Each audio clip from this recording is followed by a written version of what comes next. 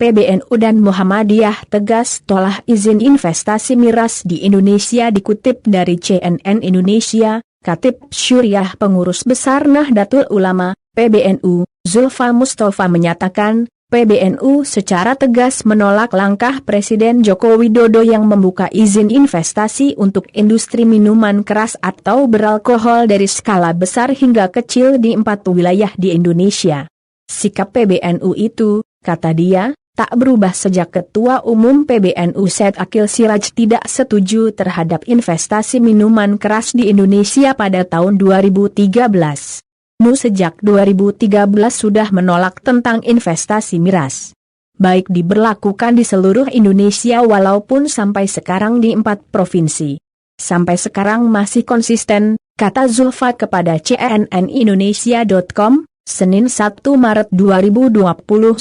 Zulfa menilai, manfaat investasi miras di Indonesia tak akan sebanding dengan dampak negatif di tengah masyarakat, baik dari sisi kerusakan fisik maupun akal sehat masyarakat. Kalau dari miras pemerintah dianggap mendapatkan insentif berupa uang atau fresh money, itu tak sebanding dengan mudarat yang didapatkan, kata dia. Lebih lanjut, Zulfa menilai pemerintah kurang memiliki sensitivitas terhadap suasana kebatinan publik terkait aturan tersebut. Ia menilai publik dikhawatirkan akan mengalami kemerosotan moral bila aturan itu dijalankan.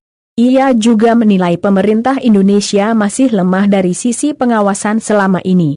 Bila izin investasi miras dibolehkan, ia tak yakin pemerintah bisa mengawasi secara ketat penggunaannya di tengah masyarakat. Kita ini lemah di pengawasan. Seperti apapun. Misalnya PSBB, PPKM atau kemarin di Jakarta Barat, kasus penembakan, kan bobol, masih ada yang buka. Jadi membacanya itu, kata dia senada, Ketua PP Muhammadiyah Dadang Kahmat menegaskan bahwa miras merupakan barang yang haram bagi umat Islam, baik yang memproduksi, mengedarkan, bahkan yang meminumnya. Mudaratnya besar.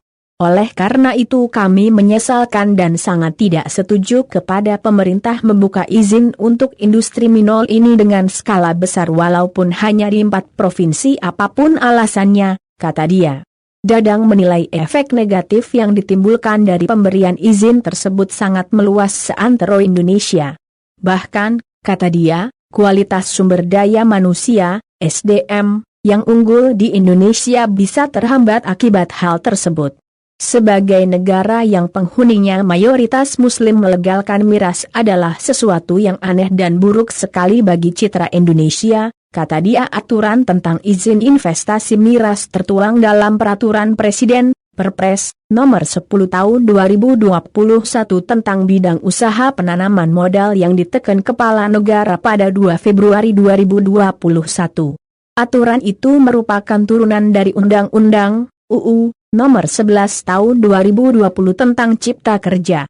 Dalam aturan tersebut, terdapat 4 wilayah yang diberikan izin pembuatan industri miras di Indonesia, yakni Bali, Nusa Tenggara Timur, Papua, dan Sulawesi Utara.